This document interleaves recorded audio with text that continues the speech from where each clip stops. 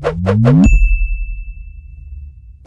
super friends and welcome to today's DC-tastic video. For today we're having a look at the awesome Dark Knight Collection Batmobile made by Kenner.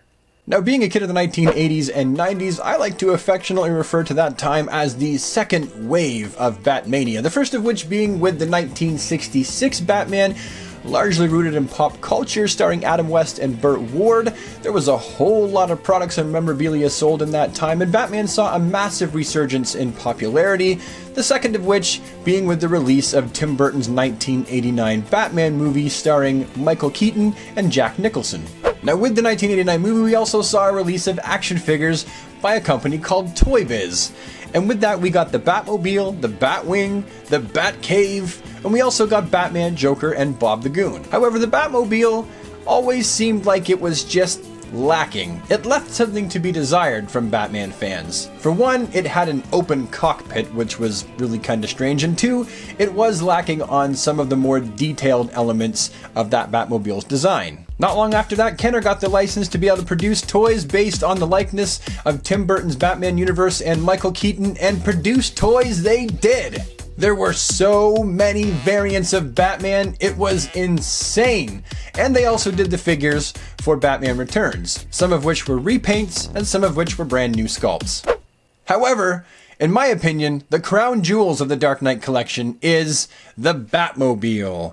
Yes, this Batmobile actually looks exactly like it does in the movies. And in my opinion, it's one of the best toy Batmobiles ever made to date. To walk into your toy aisle and see this Batmobile sitting on the shelf, as a Batman fan, was a dream come true, because finally we had a Batmobile that actually was going to look like it did in the movie. This Batmobile had all the features we wish we had seen in the original ToyBiz release of the Batmobile. For one, you had the cockpit that opened and closed. You also had the fire in the back here. When you drove the Batmobile, the fire kind of moved in and out of the back there. You'll see in just a moment when I actually take it out of the box. And the guns flipped up, just like in the movie.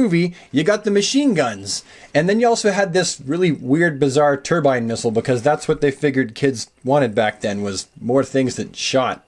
Taking a closer look at the back of the box, though, we can see Batman, the Dark Knight Collection vehicles, special equipment for defeating dangerous criminals.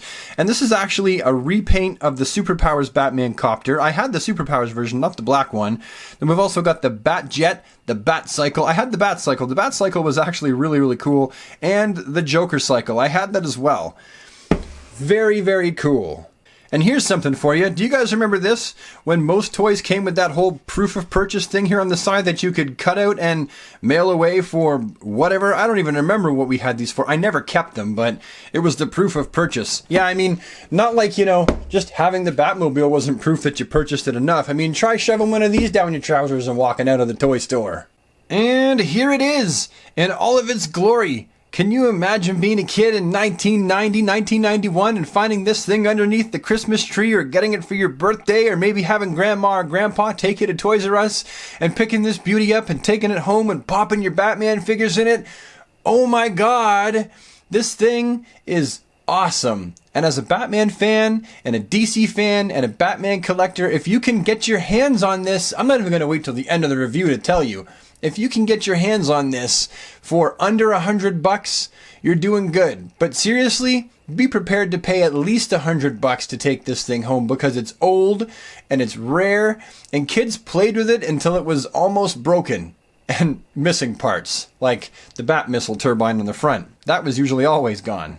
Just taking a closer look at the Batmobile here, we can see all the right detailing is in all the right places.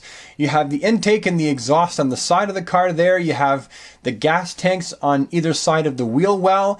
You have the right window posturings, and you also have the machine gun turrets on either side. You've got all the intake at the front, the headlights, you've got the rear exhaust in the back there, the venting on the back of the Batmobile. The fins look just right, and the same thing with the wheel wells. And then you've got the tires themselves with the bat symbols and the brass or gold rims. Now, in the movie they weren't that color, but for a children's toy, I can understand why they decided to go with that coloring. But essentially, all the right details are in all the right places. Now, the playability for this Batmobile, back when I was a kid, was actually pretty high. For one, the Bat missile actually shoots out pretty hard. Like, there's a lot of force behind that when it shoots out. And I'm just going to get a close-up of the Bat missile here for you to see. There's a spring It's spring-loaded on the inside. This thing shoots out at quite the velocity. We're just going to stick it in there, never to fire again, so we don't lose it under the sofa. And then the guns right here, how you make those pop out is you pushed on it, and they spun around, and they just kind of locked into place. So we'll do the same thing with that gun. And then you had the machine guns, authentic to the movie. Perfect. Now as for the flames in the back, when you wanted them to pop out, you pushed right here on the vents, and the flames popped out the back like that, so that when you were a kid and you wanted to have Batman rushing off to go stop crime, this would pop out, and you can see here, oh, that's loud. Okay, I'm going to try and maybe do it by hand so that you don't have to deal with the squeaking. It actually causes the fire to spin around in a circle, which is a neat little feature when you're a kid. Oh heck, it's a neat feature when you're an adult, let's just say it. Now here is your basic Michael Keaton style black Batman. I think it was Crime Attack Batman from back in the day. The basic Dark Knight Collection Batman. And this is the one that I used to put with the Batmobile. Quickly here, just doing a little peek at the likeness here. You can see that this Batman action figure looks a whole lot more like Michael Keaton than the initial ToyBiz release of Batman. Now, if you're my age and you knew people that had this Batmobile, one of the things that you would have noticed quite a lot was the fact that the cockpit itself was usually snapped right here at the hinges. And the reason for that is actually quite simple. When trying to put Batman inside of the Batmobile, his little ear horns here, his little bat ears, actually get in the way. And so you kind of have to put him in first and then get it so that see how his head kind of fits right down there between those hinges just right? Yeah, when you try to put him in with this here, this actually gets in the way and it makes it really difficult. So when putting Batman in the Batmobile, I would say be very, very careful not to snap off these hinges. So just feed them back in very carefully. I'm just going to take my time, and then there you go, it's on. And then this actually snaps into place nice and tight, just like that. So it's a nice, closed, tight fit, as you can see. Now, the original ToyBiz Batman really doesn't fit in this Batmobile very well, so I'm not going to try and squeeze him in there. However, the Multiverse 1989 Keaton Batman actually fits in this Batmobile really well. And in some ways, he fits with it better, and he's even a little bit more to scale with this Batmobile than the original figure that would have came with it. Fits right in there, just perfect. Overall, I'd have to say that this is one of the crown jewels of my Batman collection. For me, it was what's referred to amongst collectors as a grail piece. This is a piece that I think a lot of Batman collectors, it eludes them because they don't show up on eBay very often, and when they do, they're very, very expensive. So like I said earlier on in the video, if you can manage to find this for $100, you're doing good because they never go cheap. You don't want to know what I had to pay for mine. Ugh. Yep, I think that this Batmobile is an amazing example of what a toy company can do when it puts its mind to it.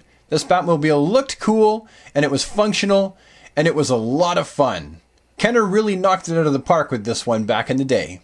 Anyhow, DC friends, I think I've come to the end of this video, so thank you so much for taking the time to invite me into your home and share with you my Dark Knight Collection Batmobile. This is one of my favorite pieces, and I'm absolutely stoked that I had a chance to make a video about it. I don't know why I didn't sooner, to tell you the truth. Anyhow, the video is over, so if you like the video, please take the time to leave a like on it. That's going to let me know that you're enjoying the content. Maybe you have this Batmobile yourself. Maybe you wish you had it. Let me know down in the comments what you think about it. Do you think I'm crazy for thinking this is probably one of the best toy Batmobiles ever made, or are you right there with me? Also, if you think you might want to see more of my sort of content show up in your inbox, well, just hit the subscribe button. Remember to ding that bell so that you never miss a video, and I'll see you next time. Have an awesome day, super friends. Take care.